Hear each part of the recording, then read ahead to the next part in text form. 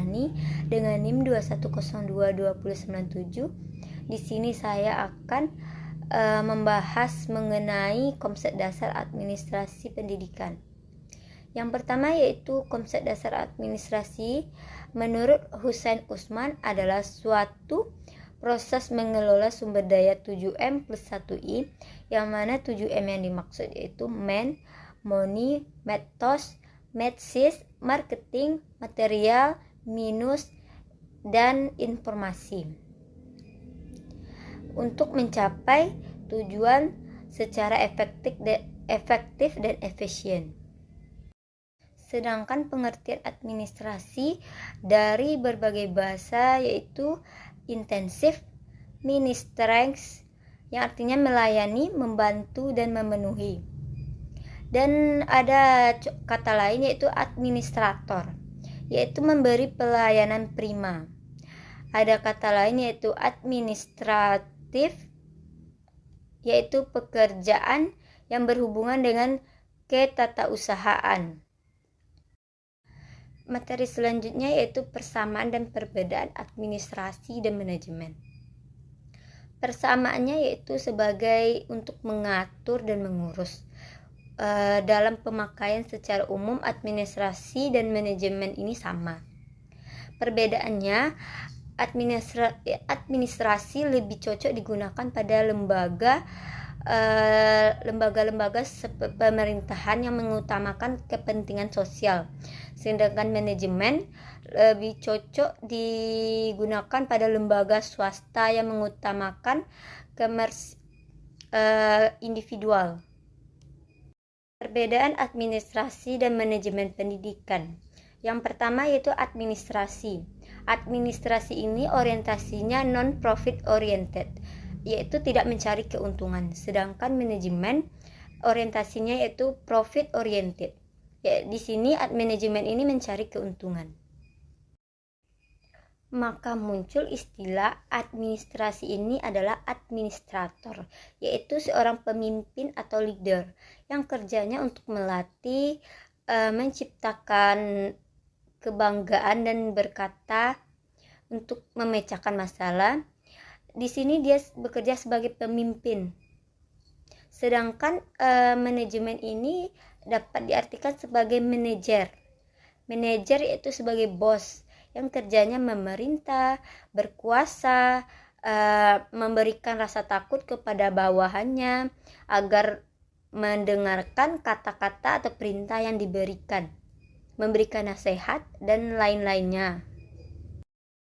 Tujuan dan manfaat kita belajar administrasi pendidikan ini yaitu yang pertama, terwujudnya proses belajar dan mengajar. Yang kedua, peserta didik yang aktif dan mengembangkan dirinya. Yang ketiga, memiliki potensi manajerial. Yang keempat, tercapainya tujuan pendidikan secara efektif dan efisien. Yang kelima, teratasi masalah mutu pendidikan.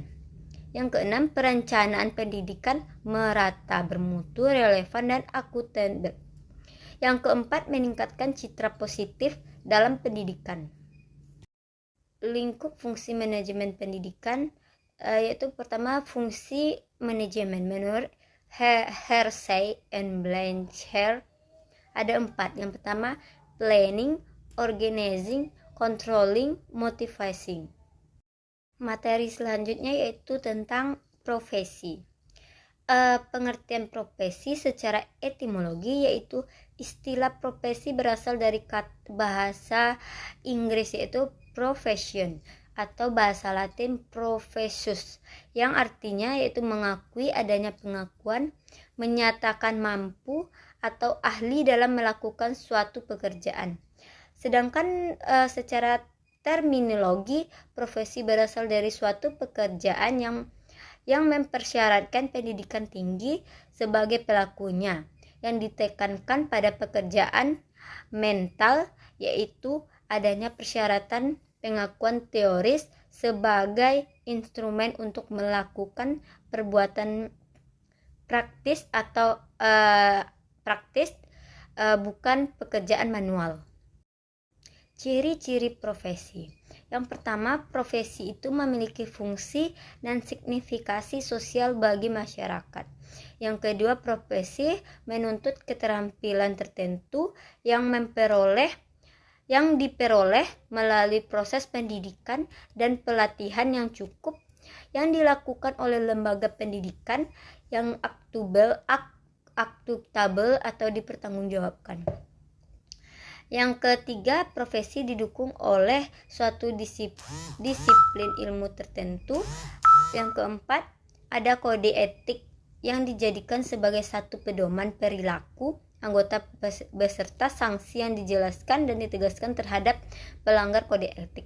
Yang kelima yaitu sebagai konsekuensi dari pelayanan dan prestasi yang diberikan kepada masyarakat. Maka anggota profesi secara perorangan atau kelompok.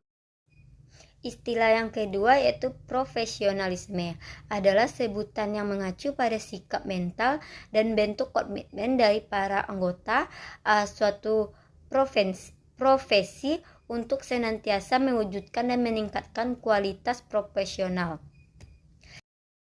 Selanjutnya ada istilah profesionalitas, yaitu sebutan terhadap kualitas sikap para anggota suatu profesi terhadap profesinya, serta derajat pengetahuan keahlian yang mereka miliki untuk mendapatkan tugas-tugas berikutnya. Baiklah, cukup sekian materi kita pada minggu pertama ini. Saya ucapkan terima kasih. Wassalamualaikum warahmatullahi wabarakatuh.